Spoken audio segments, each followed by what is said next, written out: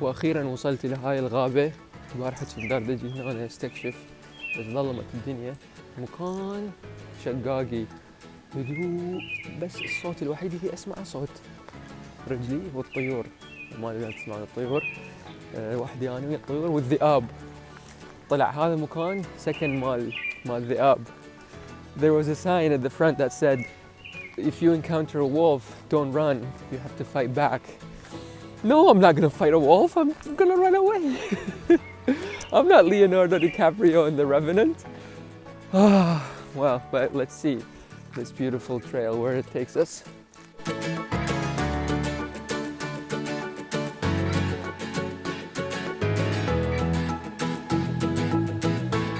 وبعد ما مشيت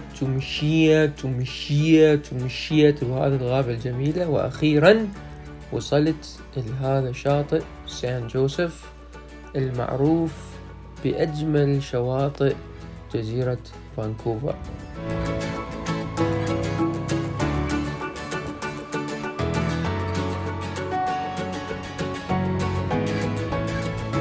قبل ما نبدأ نستكشف هذا المكان خلي أسولف لكم هسه احنا وين. حاليا هسه احنا بأقصى نقطة شمال ممكن واحد يوصلها بالسيارة بهذه جزيرة فانكوفر، وهذا الشاطئ الرملي الجميل يمتد على مسافة 2 كيلومتر على المحيط الهادي. وراح نلقى هنا هواية من هذه الصخور اللي تبدو وكأنما نحتت بشكل فني بسبب الرياح والأمواج والظروف الطبيعية. كونت من هذه الصخور أنواع الكهوف والجزيرات الصغيرة وتصاميم مختلفة تجذب الانتباه. So I've learned my lesson to pay attention to the tide. Check this out. This is how high the water comes up. See how far it is right now? This is low tide. So I need to think about this, where to camp tonight.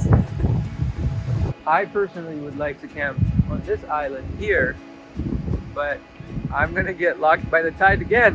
So not repeating my mistakes from previous nights.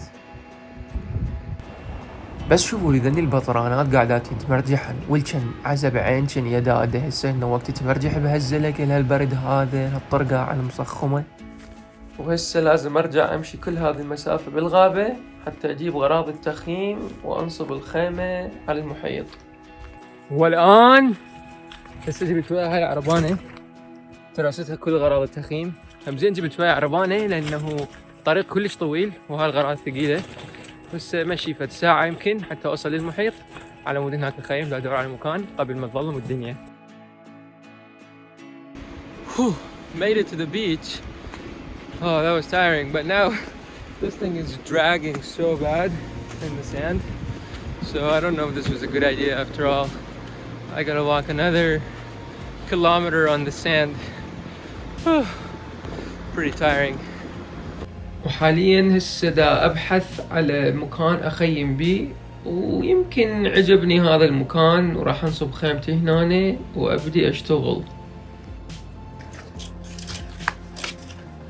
واخيرا لقيت لي مكان اخيم بيه. هسه نجي ننصب الخيمة.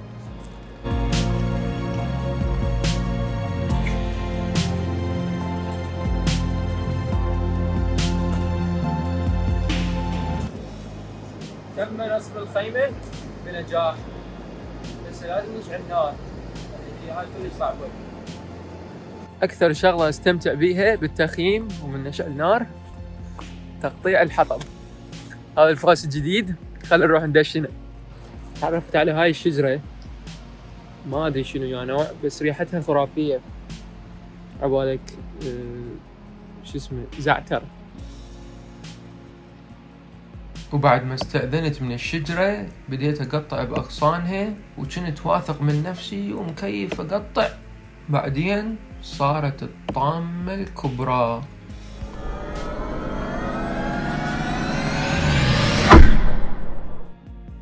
So I just sliced myself with a brand new axe. I don't have a first aid kit. This thing's bleeding fast. للتوضيح، الإنسان من تنجرح رجله ويقوم ينزف، أول شغلة لازم يسويها وقف النزف، مو يقعد يصور فيديو. أنا من كنت هناك كنت أنتظر ولد راح يجيب لي كلينكس من الخيمة مالتهم حتى نحط عليها ونشدها، هذا الكلينكس، واستخدمت الشريط مال هذا كان مال سويتش علق برقبتي، استخدمته حتى نشدها ونوقف النزف. بس ايش تعلمنا احنا؟ انه الواحد من يسافر لازم يجيب وياه اشياء مال تشد، قيطان، واير، شريط، لحد الناس كم شغله انا اضطريت اشد، الله اللي يستر من الجايات. وبعد ما شدت رجلي وضمدت نفسي، رجعت على نفس الشجرة اقصقص بيها شوية، لانه بعدني محتاج خشب وحطب اسوي نار حتى اطبخ اكل وما اموت من الجوع والبرد بنص الليل. طبعا ما قدرت احصل خشب هواية لانه رجلي قامت تذب كلش هواية دم، فلازم اوقف ما اتحرك بعد. فحاول اسوي نار بهذه الخشبات اللي عندي، والله كريم.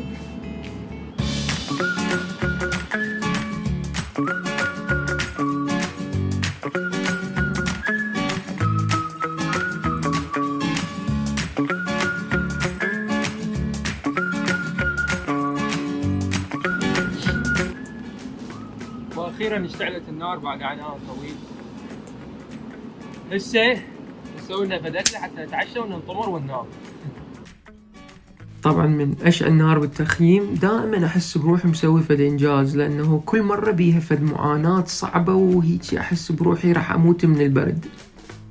احس بروحي عايش حياه ما انسان بدائي، دا اتعشى بوتيته وهاي النار ساتره علي ورجلي بعدها تنزف، ودا افكر استخدم هاي السكينه تشويها بيها حتى يوقف النزف مثل ابائنا واجدادنا. يلا